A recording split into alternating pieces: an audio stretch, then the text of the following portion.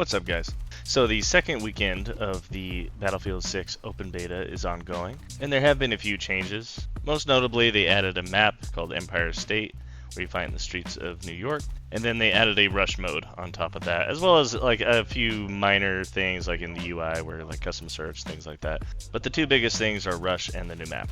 Now, starting with rush, they do have a challenge, which I think was terribly thought up because you can only complete the challenge if you are on the attacking side of rush or breakthrough. So when people join a game and they get put on the defending side, they just quit and then they go find another game until they be on the attacking side just to do the challenge. So most of rush and breakthrough just kind of result in some pretty lopsided matches. Now the biggest question is the rush game mode any good? So far I have liked the Battlefield 6 beta overall, but I'm not liking what they did with rush. First of all, they reduced it to 24 players in a game, so 12 on 12. So it results in much smaller firefight here. But that's not too big of a deal for me. I mean, I grew up playing Battlefield 3 on console, where your player count was pretty limited anyway. So I don't think that is a misstep in and of itself. But the biggest problem is that these maps don't feel like they are designed for rush. Now, we've only seen a few maps, so you know, who knows, maybe they will have some more rush-specific maps later on. But right now, these maps, they don't really push the action. Unlike Conquest, where a lot of people are complaining about the maps being a little too claustrophobic and you're constantly thrown into the fight, which I don't agree with, but that's the main complaint. With these maps on Rush, it feels like it doesn't really push the action.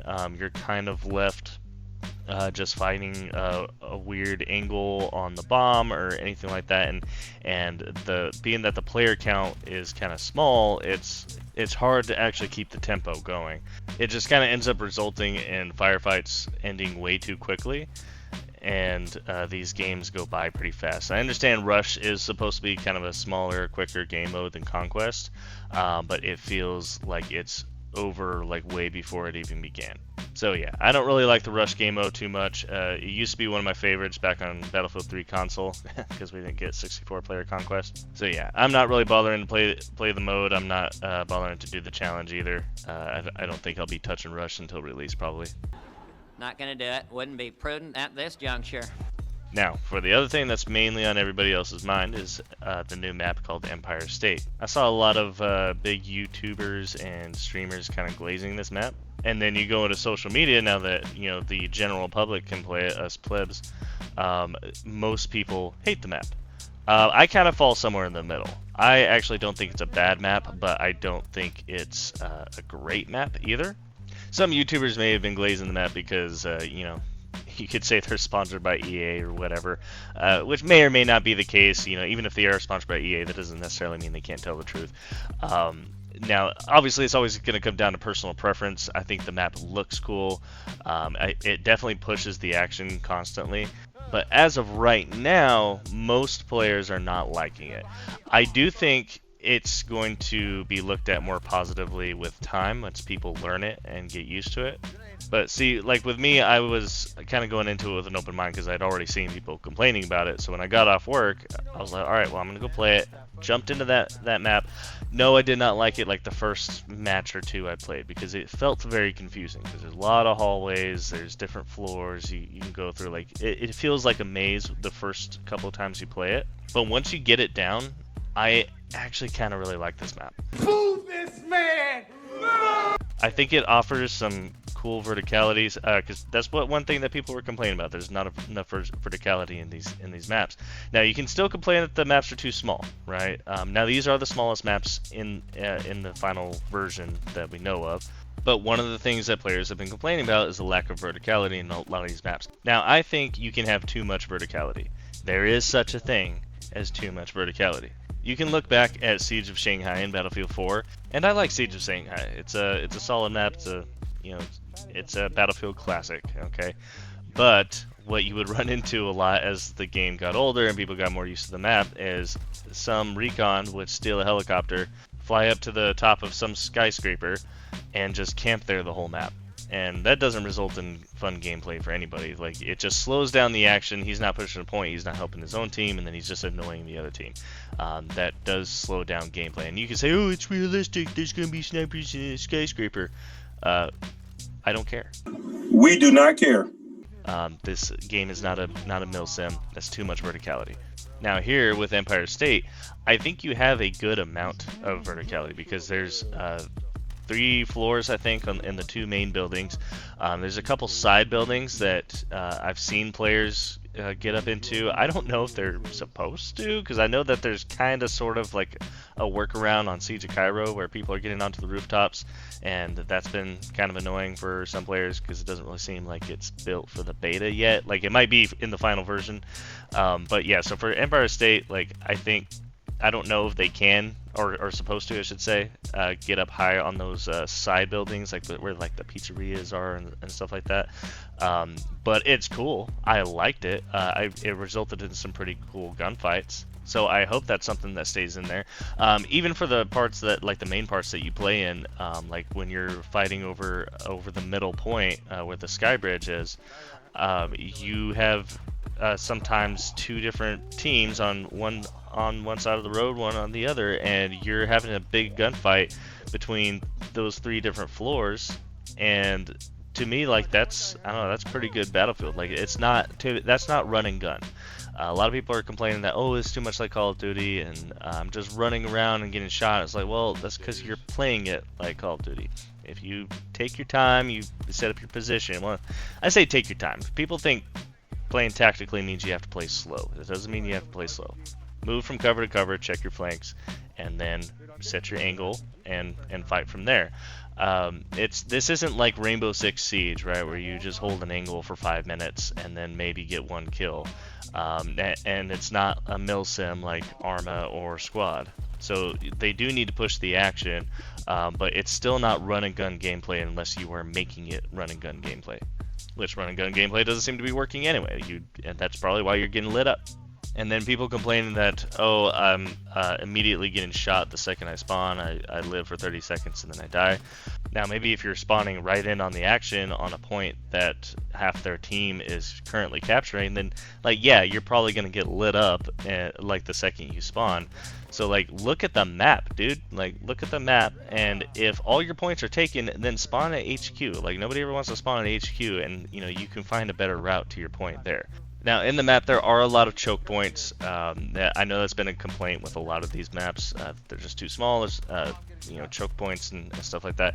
I don't think that's too much of an issue. Again, if you don't like more intense gameplay, I'm not going to say faster gameplay, it is more intense gameplay because of the choke points, then sure, I don't think you're going to like these maps. But to compare it, if you're going to compare it to like Operation Metro or Locker and Battlefield 4, you know, a lot of those really grindy maps that are, you know, that always have a 24/7 server for some reason, those maps truly gave you no flanking options. You just had to run in and die and charge like you were on a World War I battlefield. Like, Battlefield 1 didn't even have things as grindy as Metro and Locker. I don't think it's fair to compare these maps to those because of the multiple alleyways, the different streets, the different hallways, stairwells, all those things. Yeah, sure, it is a little cramped, but you have a lot of options. You have a lot of options for movement. So again, if you're getting outflanked, that is, well, it's quite literally a skill issue. Skill issue. If you're getting flanked, you're getting surrounded, hit on the side, whatever, you can blame the map, or you can just watch your damn corners. And it happens to me too. Like, you know, sometimes like a teammate on my left dies and I didn't notice, and so then my left flank gets exposed and I get shot from the left side. I can't blame the map for that. That is me not paying attention. And I don't think that this map is badly designed. I don't think it is Call of Duty-fied. If you don't like it, that's fine. Just be fair in the criticisms, because it can result in some pretty hectic gameplay. But so far, I am liking the map. I'm not loving the map, but I do like it. I still think Siege of Cairo is the best one so far. But Empire State, I think it actually addresses some of the things that people were complaining about, where there's not enough verticality. Well, now you got different buildings and different floors to fight from, And again, if you're doing run and gun gameplay, like, you're gonna get lit up because there's a lot of vantage points. But that's what I think is kind of cool about the map, is it gives you a lot of options. There's lots of different flanking routes. There's lots of different vantage points.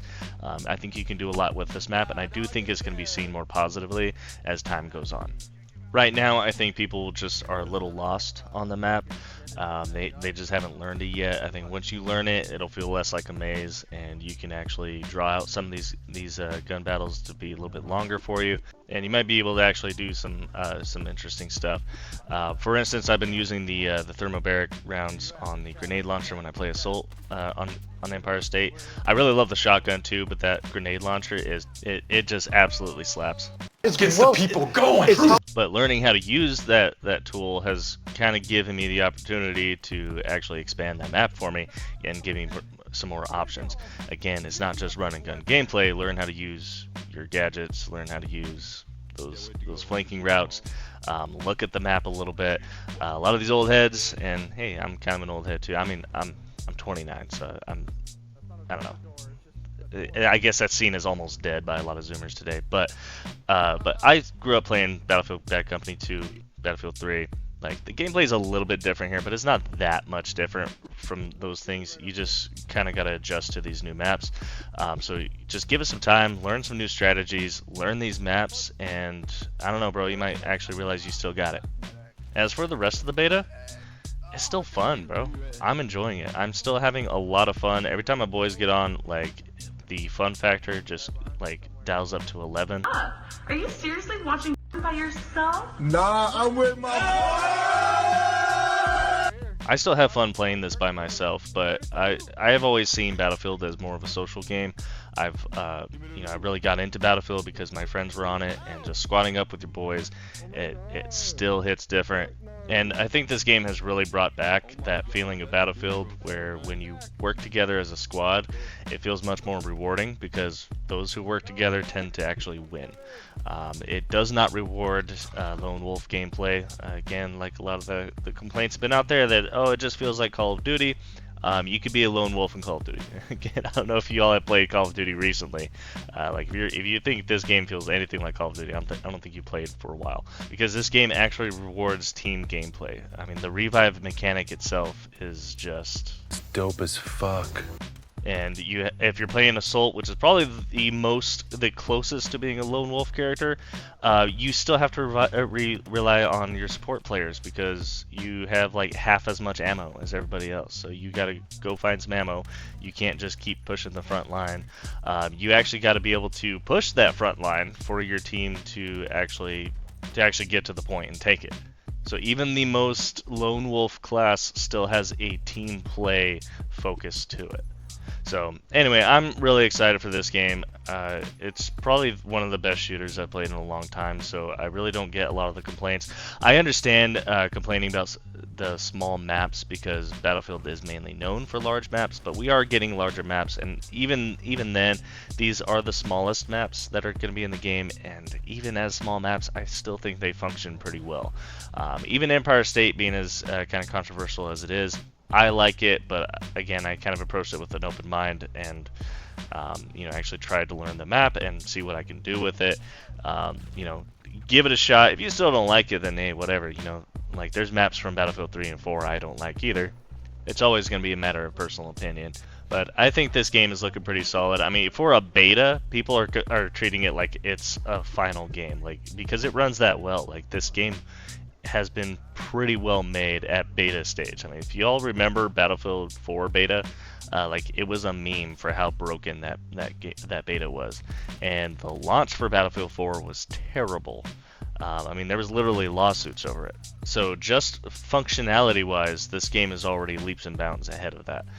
So I think we're seriously going to get a pretty solid game in October. At least I hope so. I hope it stays that way, because, being live service, you never really know if it might change in 6 months. But I hope it stays that way. I like the direction they're going with it. I do like the chaotic pace. But yeah, and I do want to see some bigger maps as well. We are getting what is it called, New Sobek City or something like that.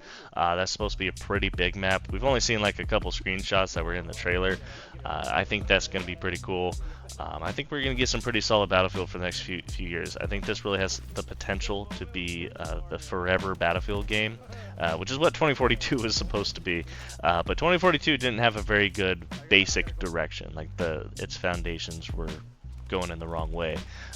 This one, I have a good feeling about it. I think it understands what made Battlefield 3 and 4 really good, and I think it's trying to stick close to that while still modernizing some things, and with just regular quality of life that's expected in most first-person shooters. And I understand that may not vibe with everyone, but it vibes with me, and I will be playing it at launch. So anyway, that'll do it for today. I appreciate you watching the video. If you enjoyed it, please give it a like and subscribe. Heck, even if you didn't enjoy it, go ahead and like and subscribe anyway. And maybe watch another one.